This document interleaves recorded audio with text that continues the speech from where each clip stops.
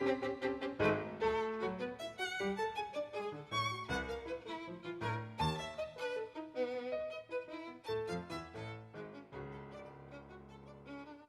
evening. My name is Rita Hicks, and on behalf of the League of Women Voters Texas, I would like to welcome you to Candidate Conversations.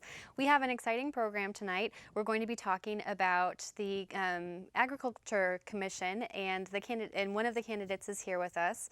On the ballot for that particular position. But first I want to talk a little bit about what the position actually does. Now, before we get into the nitty-gritty of this particular conversation, I wanted to mention that the League of Women Voters Texas is actually a pretty fantastic resource, not just for this position, but for any of your candidate questions statewide. If you would like information about the candidates that affect you in particular, you can check out vote411.org. It gives you the ability to check who your electeds are, the people that are going to be on your ballot by zip code. You can find information about each of them, and if any of them have a conversation with us, you can find that too. In addition, if you'd like to contact the League of Women Voters Texas to learn more about what we do, you can check out lwvtexas.org, or the phone number is 512-472-1100.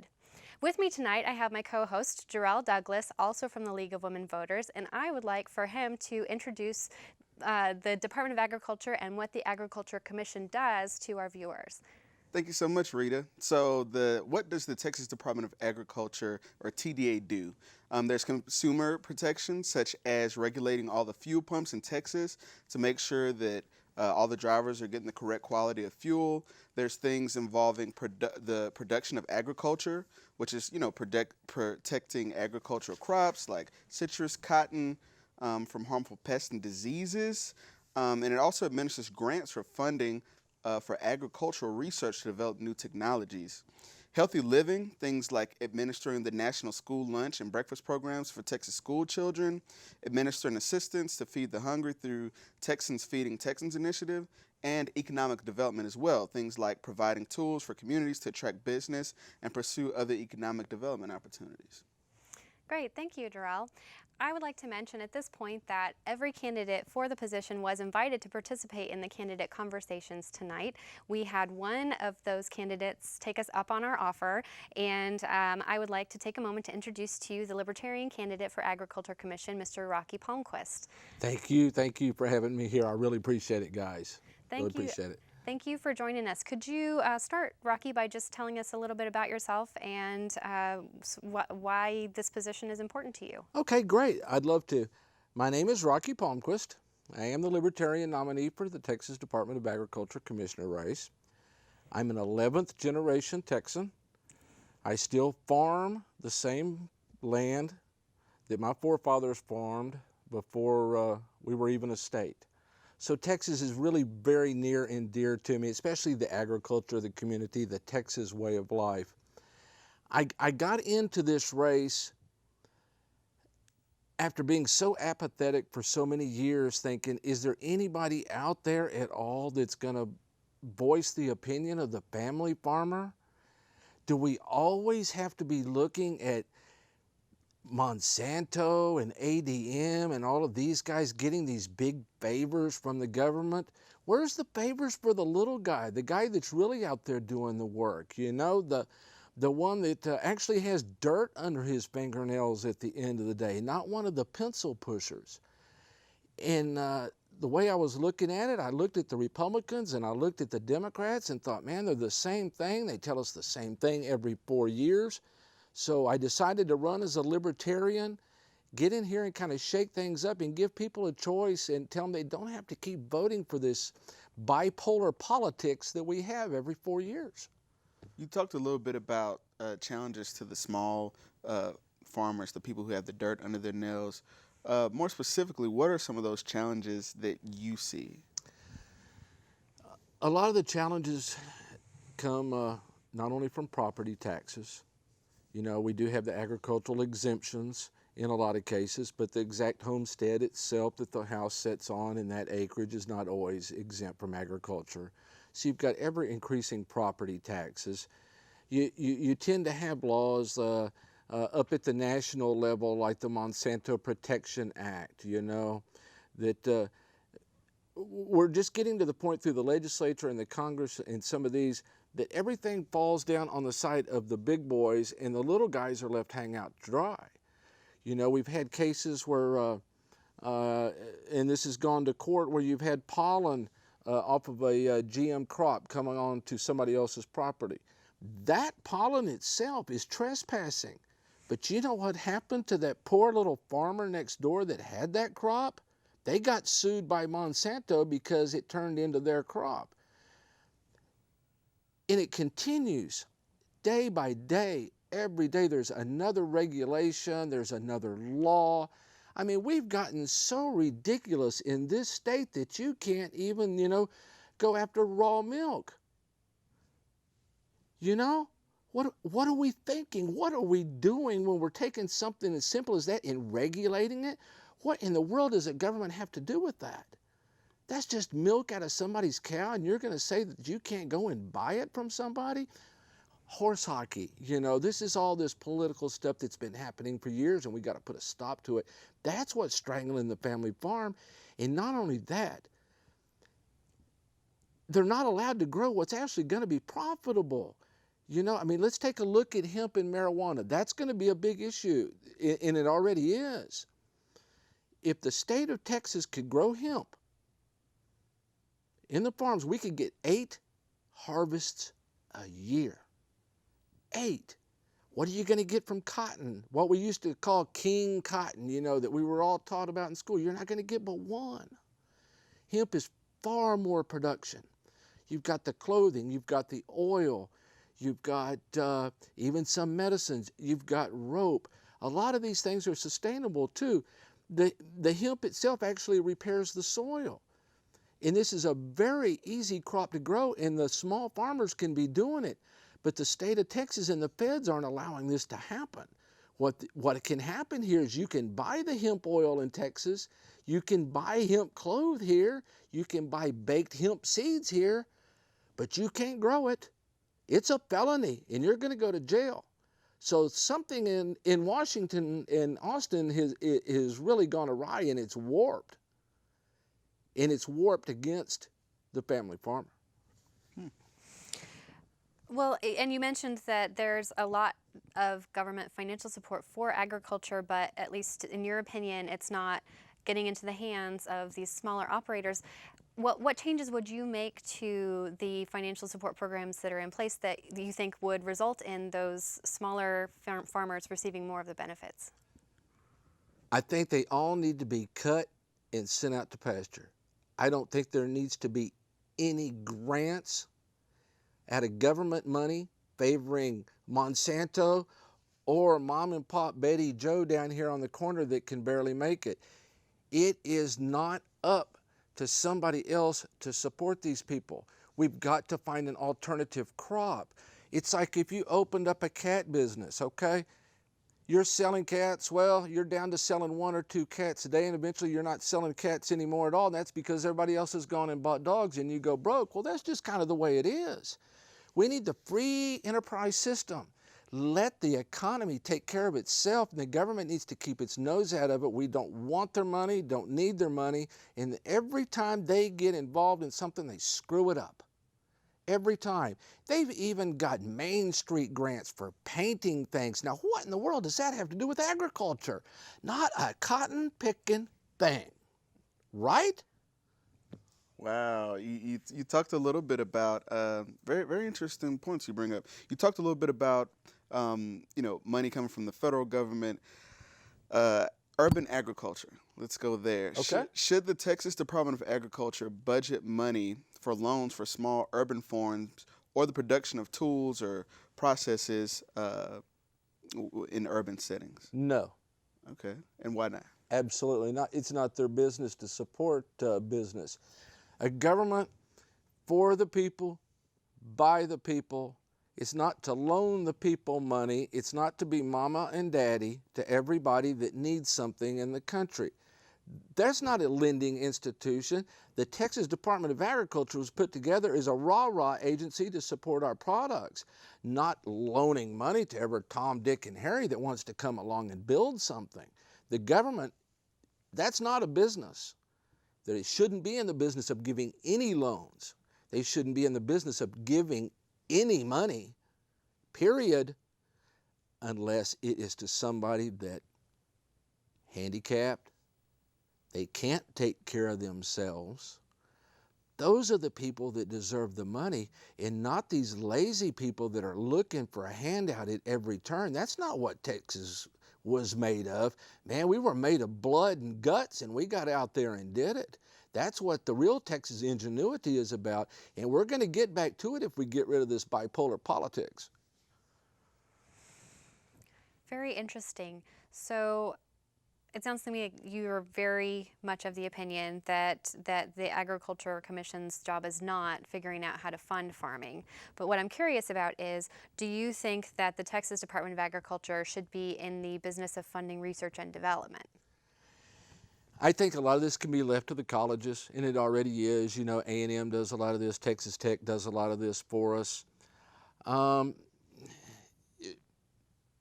It's just hard to say, and it depends on what kind of, what research are you looking for into it, and is it really going to benefit Texas? Is it going to benefit the farmers, or is it going to benefit Monsanto, ADM, or Washington, or some of these guys? I'm not out to just get rid of everything. We've just got to take a look at the priorities and where we're really spending that money. Research isn't a bad thing at all, you know. I mean, look what it's given us. In a lot of cases, just out of the blue, you know, some of these things have popped up, penicillin, you know, this, that, and the other. That comes from research, but it also, most of it came from private research, or maybe grants from a university or something. I want to take a look at what grants that Texas Department of Agriculture is really giving out and what they're calling a grant or what's really graft. Okay. Let's talk a little bit about citrus greening. It's also called yellow dragon disease or Huang Long Bing. It poses absolutely no threat to humans, although, you know, once a tree is infected, there is no cure, and it's devastated, you know, millions of acres, you know, here in the U.S. and abroad. What would be your plan to address that? Well, we already have those plans into effect with the inspections and the inspection agents through the agency. We already have border checkpoints as they come in, agricultural checkpoints. We have them on every state border that I know of, except maybe New Mexico. I'm not sure about that one. And I know we've got them in the south, you know, coming in from Mexico to check some of the produce. There's really, you know, there's not a whole heck of a lot that you're going to be able to do about some of these things. You know, it's just nature, and nature takes its course. We can try to stop it, you know, through the checkpoints. You know, educating people, don't bring things across the state lines. You know, some of it can be invasive, some of it can kill our fruit crops like you're talking about. And we've experienced this for many, many years back. You know, we had the invasion of the fruit flies and in some of those. And thank goodness that a lot of that didn't turn out to be as bad as what it really could have been. But I think we're on the right track right now of trying to protect a lot of those things. You know, maybe, you know, you hear some complaints about some of the agents being a little overzealous, you know, but you're going to have that in a lot of agencies, and some people are just a little bit more aggressive than others. But we can work with that. We can send some of these guys to personality training, or so to speak, and they'll learn how to deal with people. But I think we've got a pretty good grasp on being able to control any sort of pests or diseases that are coming in. But you can't stop the wind, you can't stop somebody's shoes or what might be on their clothes, you know. There's nothing we can do about it. If it does get here, then we're in trouble. Okay. And so you're basically saying, like, we have those things in place and leave it as is? Yeah, I don't see any need in adding anything more. The facilities are there. If they would spend more time using the money in the proper places and not in others, we would certainly have a grasp on the whole situation. Very interesting. I'm curious what your thoughts are on the role that the Agriculture Commission should play on either performing or funding food safety, and at what points along the food production line you think there might be an appropriate role for the Ag Commission. Well, that's one of the very most appropriate roles. What's more important to our safety than our food supply itself? Like I was preaching about the big corporations earlier. You can't let something happen to your food supply, and of course it needs to be inspected. And you're going to find a lot of these people. Oh, they just don't like the inspectors just for the fact that the government. And believe me, and I'm no fan of the government. Anybody that knows me can tell you that in a heartbeat. But they do have their place, and we do have to have safety, and they need to be in the factories, and they do need to check that, and they do need to come into the nurseries and check for the fire ants and things like that. I think we've got all that pretty much under control. I don't have a problem with the agency doing something like that. That's what it's originally designed to do for. And do you think that the Agriculture Commission should require developers to monitor food products as well, such as dairy products and things like that? Monitor as in how? I mean, monitor what? Food safety in the production process. So in other words, from cow to consumer. At what points do you think it's appropriate for the Ag Commission to be involved or to fund someone to be involved? Well, we don't need to fund anybody to do, the money's already there. Don't let the shysters get to you. There's money to do just anything that we really need that needs to be done. I think probably right. From the farm, you've already got the inspectors. That's part of the process right there, okay? And then there's no reason for them not to be able to go in and check the cattle yards. They do that now, and then they need to go into the chicken factories and some of the processing plants there. But the USDA also does this already. So what we don't want to do is be doubling up on a job that somebody else is already doing, and then the Texas taxpayer having to pick it up to do double duty. We get all these mandates and all these great, fantastic ideas from the feds, and they know everything. So if they know it all, let's let them pay for it and keep the Texas taxpayer off the hook. And then relatedly, I'm curious, do you think that the Agriculture Commission has a role in sort of monitoring the people producing food? For instance, people bringing new foods to market or people who have violated food safety requirements. Do you think the Agriculture Commission should be regulating those people and enforcing restrictions or other kinds of punishment on violators of food safety regulations?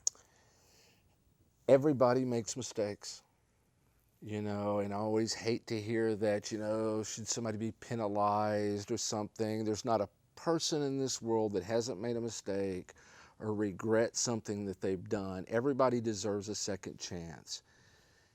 If it's a habitual violator, come down on them with the bricks, man. You can't continue. You already know that's crooked. But one mistake, you just got to let some of that go. When you're talking food safety, most of the time it's not going to be coming from that family farmer anyway.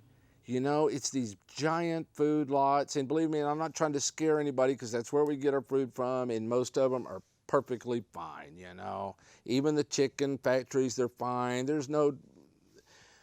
Let me just wrap it up, that question in one whole statement here. Don't let the boogeyman always be out to get you. The government wants that. They've got to have a boogeyman. That's what's make you dependent upon them. Nobody is going to contaminate the food and take it to the farmer's market, That's like saying half the farmers are part of Hamas or something. And if you listen to the Republicans and the Democrats, that's probably what they'll think of it. We just can't keep burdening everybody all the time with this piece of paperwork and this piece of paperwork. Eventually, you're going to cut down all the trees, and there's not going to be anybody that has a job, and it's all because of regulations. A continued violation, throw the book at them. But man, once or twice, that's going to happen, and it can happen to anybody, and it can happen to any factory. Maybe somebody didn't put their shoe slippers on like they're supposed to. mistakes happen, man. I just think the government needs to quit being so dadgum heavy-handed on everybody all the time and trying to play mommy and daddy. I think we're all can take care of ourselves pretty well. Let's talk about nutrition facts. The nutritional Okay. facts, labeling, and allergen labels. Are they where they need to be? Are they sufficient enough? Do they need to be better? Or are they too intrusive in your opinion? A lot of that's USDA stuff that the Texas Department of Agriculture doesn't have anything to do with. Okay, but if you know if you were, I mean, I'm assuming you could exceed. I mean, what are your thoughts there? The labels that need to be there are already there. The problem is you don't have anybody in this country hardly anymore that's got any common sense to read the damn thing. That's just it. And then they want to turn around and sue somebody because they were too stupid to read a label to begin with. And if they're so concerned about what's in there, go to a farm or go to a farmer's market that you already know the farmer, you already know what he's doing, buy it from him. Just don't buy that other product. That's how you get around all of that. It's not more labels and more money and more regulations on the farmers until we all just want to puke, because that's what it's already coming to. You just don't even want to go to the mailbox. What kind of stupid law are they sending me today? We just don't need it. Well, as a follow-up to Darrell's question, I was kind of wondering, not so much the nutritional information, but the marketing information that food producers put on their products. Do you think that the Texas Department of Agriculture should have a role in, for instance, making sure that marketing terms like immune support and pasture-raised and things like that are used consistently across producers? Do you think that there should be some regulation of how things are marketed in terms of images and what kind of ingredient claims are made? Do you think that the Department of Agriculture has a role in making sure that people producing food are properly presenting that food to the consumer? A lot of that goes back into the FDA. Again, you know, that's a national issue, and most of it should fall under the Attorney General in the state of Texas. The Agriculture Department really, in my opinion, it shouldn't have anything to do with it at all. I mean, we're already got too much on our plate in there as it is. And no, that needs to be left to those federal regulations that are already there. Texas doesn't need any more, and frankly, we don't even need more federal regulations, but we're stuck with what we've got. Mm-hmm. But no, I don't think we need to do anything with it. Not at all. I was reading an article not too long ago about a couple of school districts across Texas considering Meatless Monday. Okay, you're laughing, so apparently you've heard about it. Yeah. What are your thoughts about Meatless Monday? Oh, you know, it's funny to me, honestly, to make an issue out of something, and it was all over Austin News this morning. You know, they're making a big deal about it, and I want to tease my sister about it since she lives in Dripping Springs and ask her if she's one of those hippies down there raising a stink about it.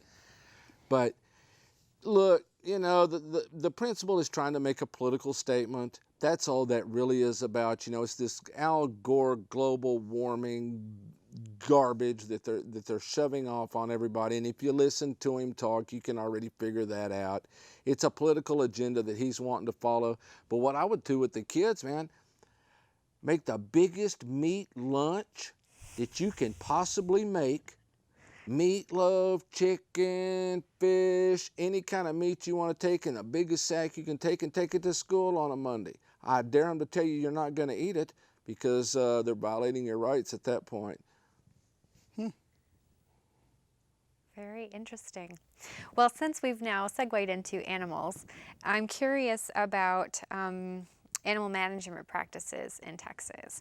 For instance, you know, you have animal feeding operations, aquaculture operations. Do you think that the Department of Agriculture should be involved in trying to collect data from those operations to assist in its regulations? Should the Department of Agriculture be regulating those kinds of operations in a particular way? Monitor them how? Well, that's my question to you. If you want to use the word monitor, no. You know, you mentioned aquaculture, and what was the other one? Animal feeding operations. Animal feeding operations. You know, I can see them monitoring for disease in like the cattle lots and in some of the chicken lots and things like that, and I can see maybe testing the water or something like that in some of the aquaculture. Mm-hmm. But man, that's as far as it needs to go. You know, you can't sit there and tell these farmers, well, that fish has got backwards scales, so that's got to go in the trash can, and this cow has half an ear over here, so you can't sell it. And you know, we can regulate ourselves to death, and it isn't going to do any good. Mm-hmm. Regulations have proven time and time again, if you're a crook like a bunch of these giant corporations, they're not going to follow it anyway. You know, and nobody's going to do anything to them, but they sure will if you're a family farmer. They'll shut your butt down in a heartbeat.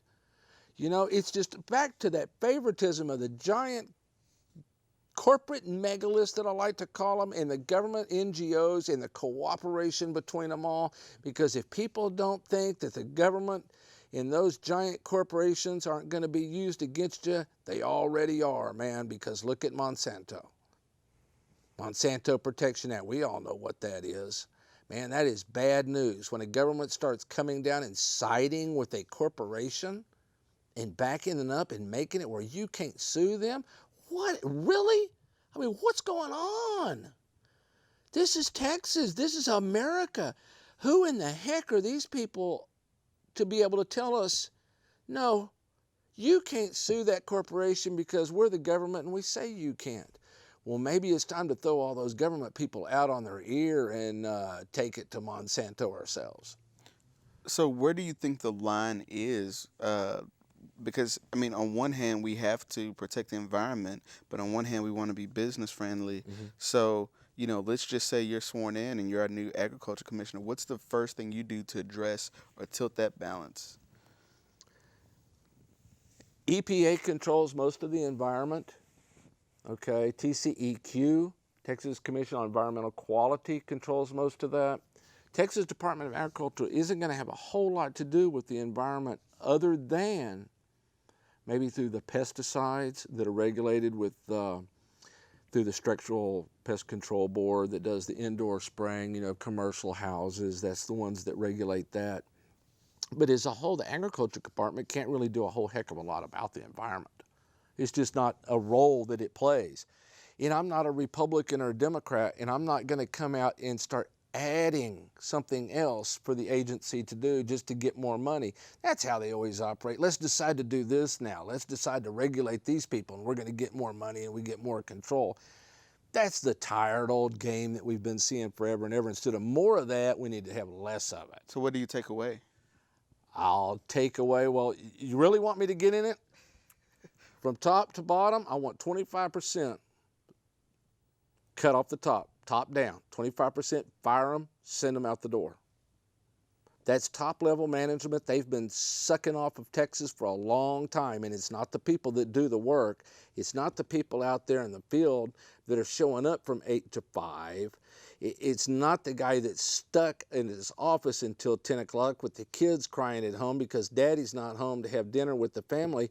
It's these big old friendships and crony capitalism and crooks that sit up there and suck off of us day by day by day. That's the ones that are taking the money away from us. And then we're going to get in there and we're going to find out what this school lunch program is all about. We're going to figure out where we're going to cut the daylights out of that, because if their parents are already on the Lone Star card, I'll be darned if they're going to get a free lunch at school. Their parents have already got the money and they can go pay for it themselves. It's time for people to stop being tapped twice by these big government monsters that are in our pockets at every turn. Interesting stuff. You talked a little bit about the school lunch program, and you know the Texas Agriculture Commission oversees that. Yes, it does. What needs to happen there? Are we heading in the right direction, or We're heading in the wrong direction, man.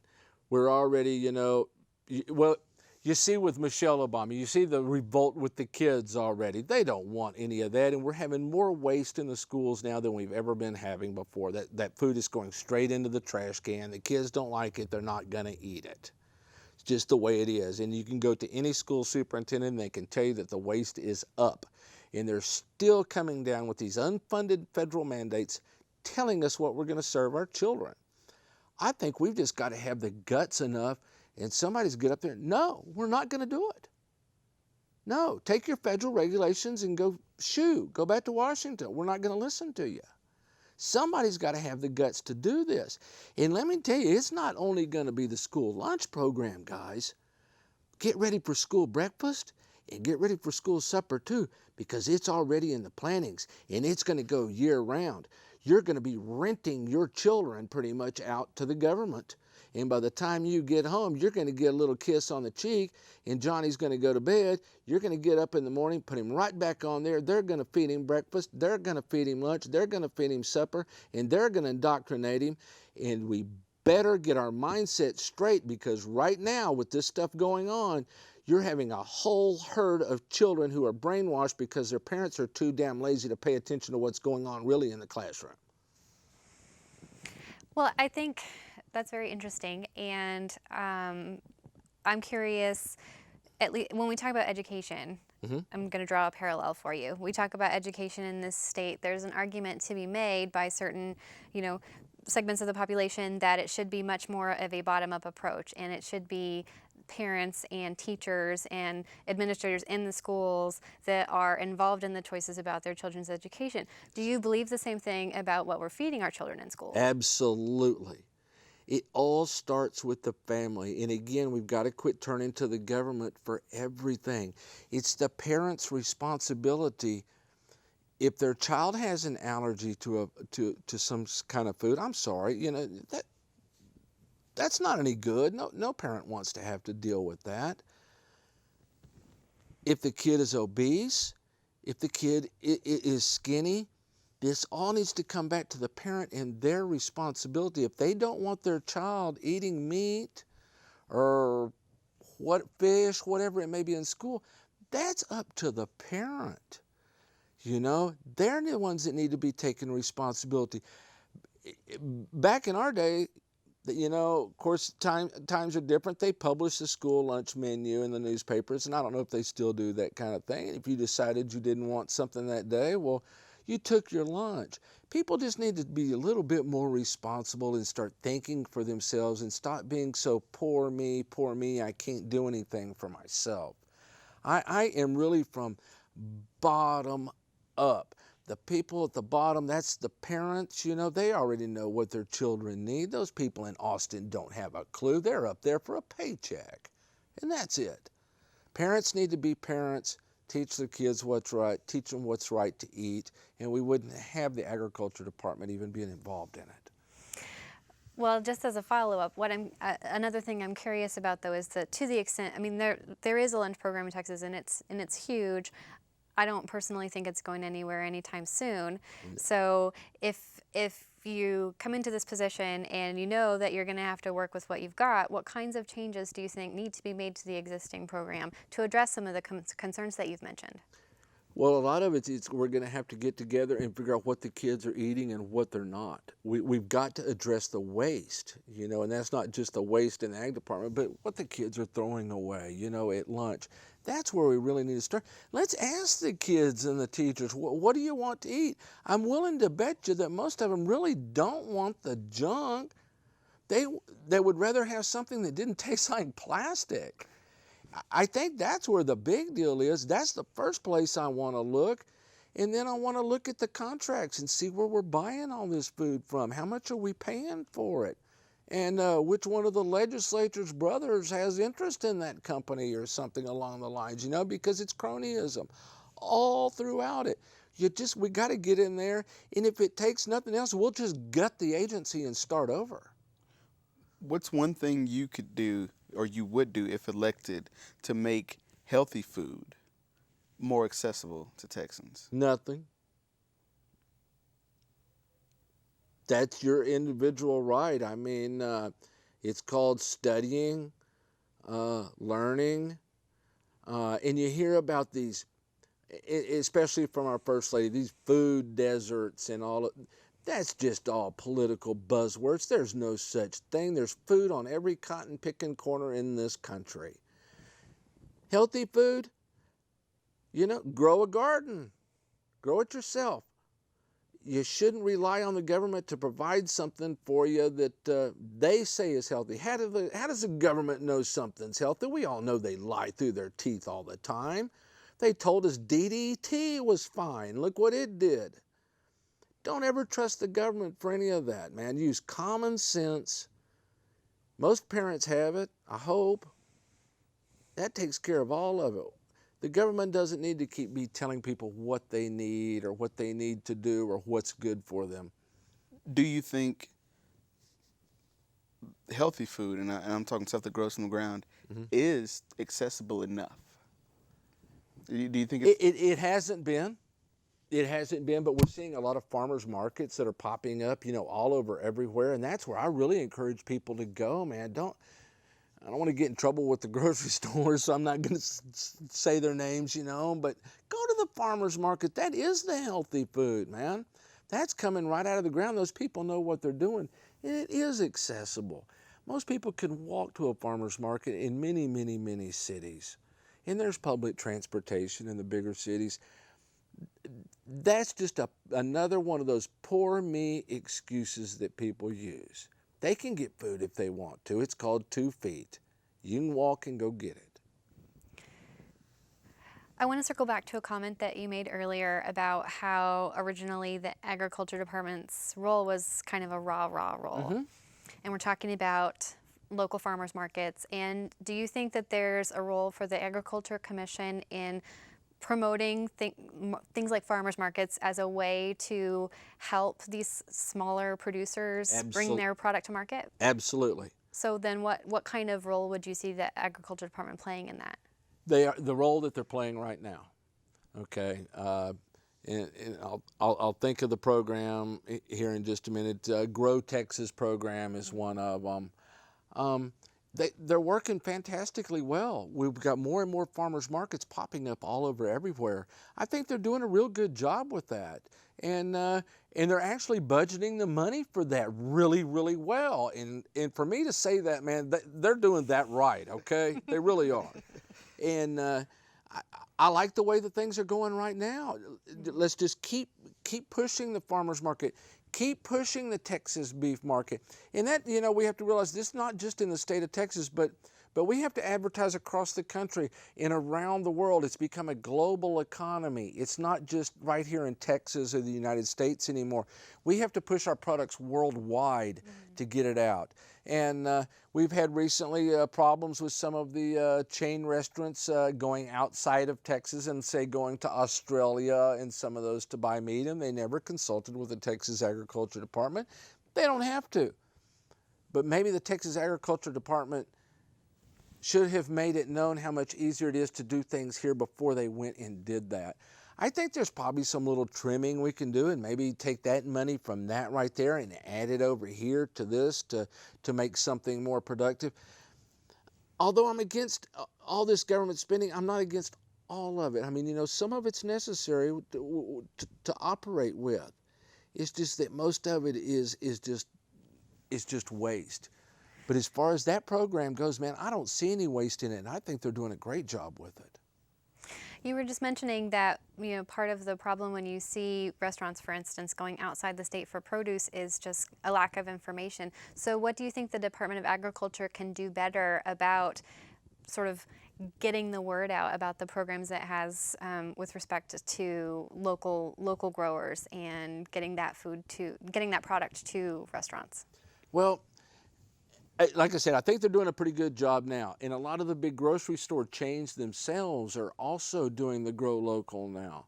And that's kind of bringing a lot of it in. And that's the private enterprise side of it. That's not the government doing it. They're not having to spend the money to bring in those local products.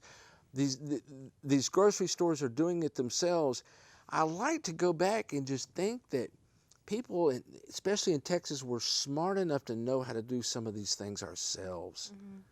and that it's not always the government's duty to be doing something. But now with that said, I think, the Texas Department of Agriculture has done a great job at protecting our lead as far as agriculture goes, all across the world. He may be a Republican, but he's done a pretty good job at it. So I can't bash on Mr. Staples just a whole lot on that, although I want to. One of the things that the Texas Agriculture Commission does is it administers assistance to the Feed the Hungry through Texas Feeding Texans initiative. What are your views on the way it's running now, and what changes do you feel need to be made, if any? And that's not a bad program, Darrell. It's not. I would suspect, just like any other program, that it's probably a little top heavy. You probably got some waste in there. Those kind of deals like that, you kind of got to get in there and just take a look at them before you can say too much, because if you don't have the budgets and things right in front of you, you can't badmouth them. But being government, I'm not going to say anything good about them either. But I want to get in there and look. But nobody should go hungry. I've got compassion. I don't want to see anybody go without food. I help with the food banks at home. I give farm produce away. And I think maybe that's what we really need in Texas, is maybe some more compassion in caring for your neighbor, instead of looking for the government or having to call the police or always involving some outside authority. Back in the old days, and I'm old enough to still remember this, you didn't call on the government when you needed help. You called on your neighbors. You called your neighbors, fire burned your barn down, or maybe you had a twister that come through, and all the neighbors would come together. You'd get your barn built, and you'd put on a big feed for the whole neighborhood. Everybody would eat. We really need to get back to that way of living. Instead of relying on somebody else, we need to be relying on each other and our neighbors to take care of each other. And the more we can start getting to that point and doing volunteer work, get out and help. I don't talk about necessarily going to church, but go volunteer at Meals on Wheels or at AIDS Hospice or something. Because the more that you volunteer, the more our taxes are going to come down, because they're not relying on those government funds. It's just compassion, and that's Texan, and we can keep doing it that way. We don't have to have all of these thugs in Austin. I promised you I was saying it like it was when I got here.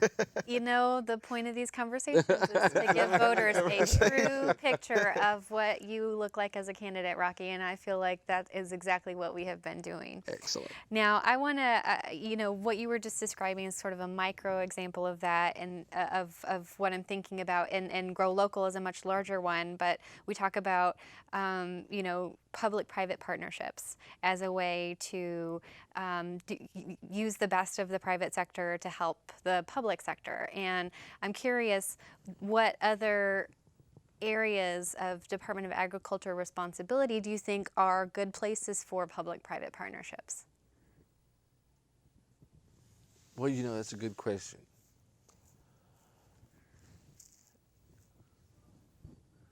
In schools, let me use this one then. Let's start farming programs in the high schools. Okay, we can get private companies to donate some of the things, the fertilizers, the dirts, and things like that. Let's get these high schools, or even maybe the junior highs, and I'm sure the little tykes probably like it too. They always want to play in the dirt and get muddy, and so do I. I think it's pretty cool, But let's start doing things like that. That can offset the food costs in the school. The kids are learning agriculture, because heaven forbid, a lot of these city kids, they don't know the difference between a cow and a cornstalk. And if something happens, they're in deep trouble.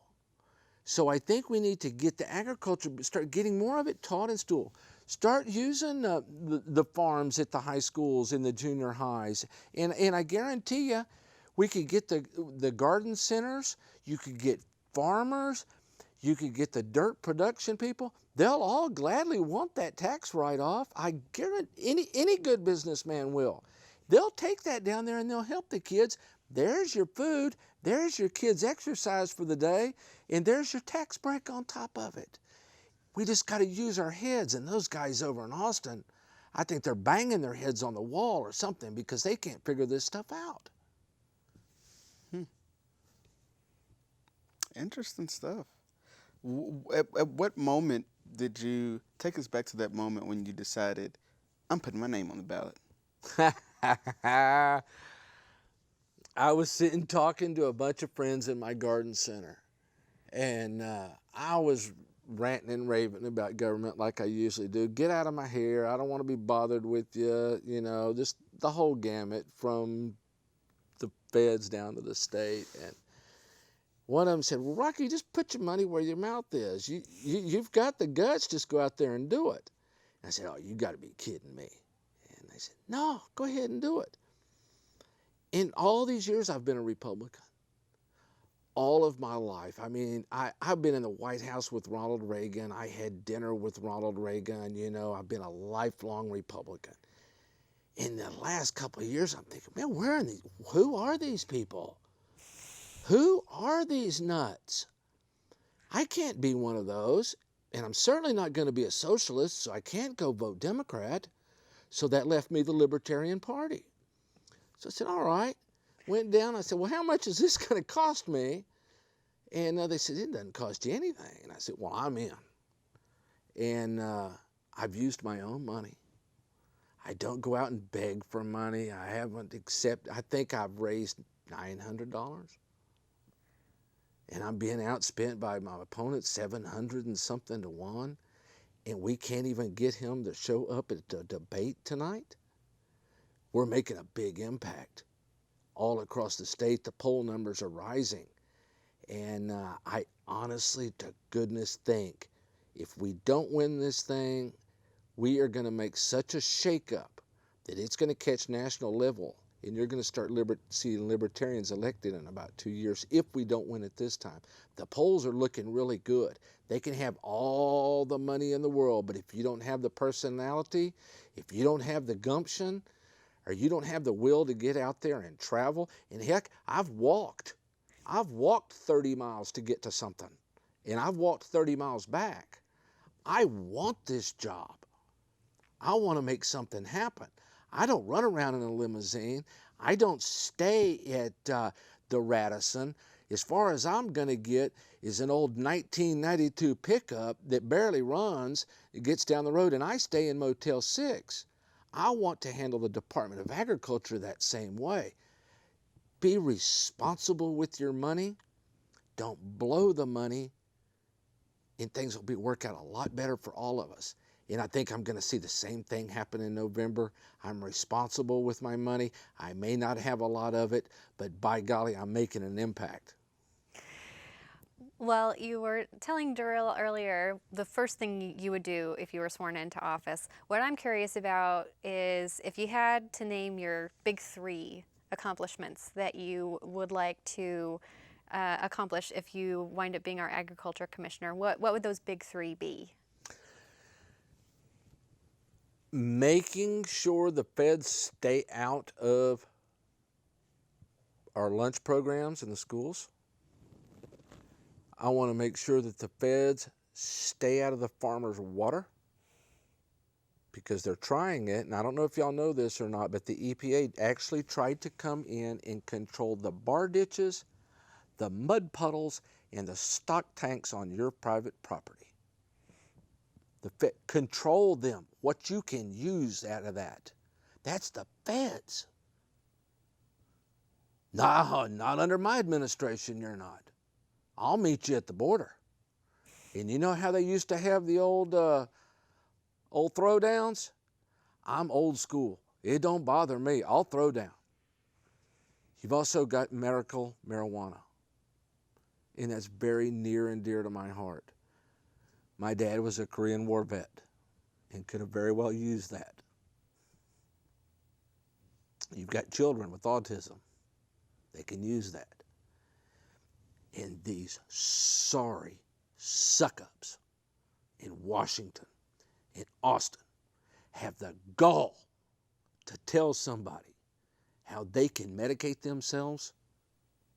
There's something really wrong with this. This is a plant. This doesn't harm anybody. And the lies on this have got to stop. This is lies, lies, and more lies. And the state of Texas and the American people are sitting back and taking it. And as your agriculture commissioner, I'm going to haunt the lobby and the legislature down there on a daily basis until something starts happening. And when they come back into session, or they get ready to end the session, and they tell me, Mr. Palmquist, I am just so sorry. We didn't have the time. We didn't have the initiative to get this done. I'm going to say, well, suckers, you know what? For the last 6 months, I've been doing it in my office. Here's the regulations. Here's the laws. Here's who's going to control it. It's right here done for you. Now, are you going to sign it, or are you going to be a pansy? We can't keep sitting around asking government to do something. It's time to start forcing them into doing it. It's our right. It's our liberty. It's not their right to tell us anything to do with our body. But if you listen to the Republicans and the Democrats, they want to control everything from the bedroom to your wallet, and I don't want to control any of it. It's just time to have somebody real in Austin that's not going to take their BS anymore. You've got to have somebody with guts that's going to come up there and tell it like it is. I'm your man. And what do your and this is getting, I guess, more so towards you talked about when you decided to run. What did your family and friends? I knew that one was coming. Rocky, you're crazy. Libertarians don't ever win. And I said, well, there ain't never been a libertarian like me before. So, they just put up with it, and they help out. They go out and put up signs, and the kids all seem to enjoy it. And so it's been kind of a fun experience, It's not all so bad. It's just those long hours of the traveling and everything. But, man, I've gotten great support from, matter of fact, from cousins I haven't heard from in 35 years have come out of the woodwork. So, you know how that goes. So I think it's going good, man.